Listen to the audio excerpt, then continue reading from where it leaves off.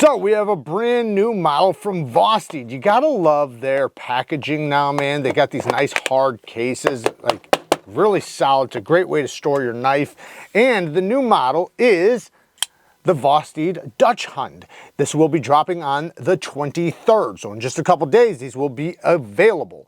It has a M390 sheep's foot blade with a beautiful satin finish. If it'll come over the camera. Beautiful satin finish, nice swedge down the top, nice swedge on the nose, really precise precision tip. Then we have a titanium handle with lots of milling on the inside, and it looks like there's just a little steel liner right there on the inside, and it's inset. And it has a titanium milled pocket clip. The clip works great. I have used it in and out of the pocket. And then it is reversible with a replacement plate. So it obviously is a crossbar lock. In the box, it does come with extra Omega springs. I'm not sure if they're thicker Omega springs or not, but they feel very strong. These ones, yeah, really good detent. They did a good job tuning the detent with this crossbar lock. The access to the thumb studs is really good. You have good access. This little chamfer allows you to really get to the thumb stud really quickly. Like, it's very, very snappy, very easy. It feels very natural to thumb flick or reverse flick the thumb studs on this. So that's really nice. Then you have the front flipper. Now the front flipper does have jipping on it, and it actually, because I didn't think it would, because I do have the prototype of this, and I wasn't a fan of the front flipper on that one. This one, they did a good job on it. Not only is the detent tuned really well for it, but the jimping is nice and catchy. You know, I got my nitpicks that we'll talk about in a second, but the front flipper works great. The action's amazing. The crossbar lock, good access to it. You know, nicely strengthened springs. Very, very smooth. You can tell it's riding on ceramic caged bearings. The handle, very ergonomic. It does go from I'm not going to say slim, but thicker to slimmer, but, you know, slightly, but not bad. You know, a lot of times I don't like that when it goes from thick to slim, but in this case, it's so small.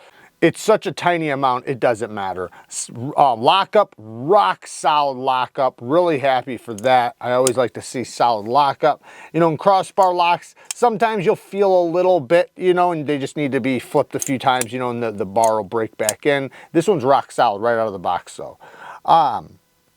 It does have a couple standoffs here in the back. Very minimal. I'll say that, very, very minimal. Now, as far as negatives go, let's talk about a few nitpicks. So one thing, sharpen toe and plunge grind, they should have started it over here and separated, because the plunge grind starts right here and it ends at the edge. You can already see, I can already see right there how it's already affecting the edge. This edge shouldn't even start till right here so that it can separate itself from the plunge grind. Not that big of a deal, not a deal breaker, but you know, it is a nitpick. The next thing is I wish the front flipper had jimping all the way up to the very tippity top and around. Now, that being said, this front flipper works well. It actually works good. I have no problem doing it. It doesn't feel slippery at the top. So like I literally have no problem doing it. It's just my finger winds up landing on that last jimp just fine. But I still always prefer it. It's nice to have, because if you are raising your finger all the way up to the top and it's wet or slippery, you don't want to slip off of it. So it's just good to have the extra jimping all the way up to the top. Is it a big deal? No, not in this case, because in this case it works so good. Next thing, I think that's it. I think that's basically, oh, T6s, T6s. Why not just use T8s all the way across the board? You only had a couple of them. Why not just do T8s? Other than that, you know, I like that the thumb studs are removable. I like that it's a premium, you know, in premium materials. The ergonomics feel really good. It came with a ridiculously sharp edge, very good quality factory edge. And you know, it does cut well. You know, the utility cuts are great. You can just look at it and see that that's a utility cutter, but it's nice and slim in the hand, you know, or in the pocket when you're carrying it. So it's a large, I wouldn't say large, it's a full-size knife without being large. You know, it's a nice, slim, sleek, full-size knife that's simple. And that's one thing about it, is that it is very subdued. as far as like it's not extravagant in any way, which I appreciate. You know, sometimes, you know, not, I don't want to say mediocre, but sometimes the simple look just works, right? You know, it's kind of like Ray Laconico's, right? Ray Laconico designs are the most simplest designs ever, but they're super popular because they speak to a larger range of audience and they're very, very useful.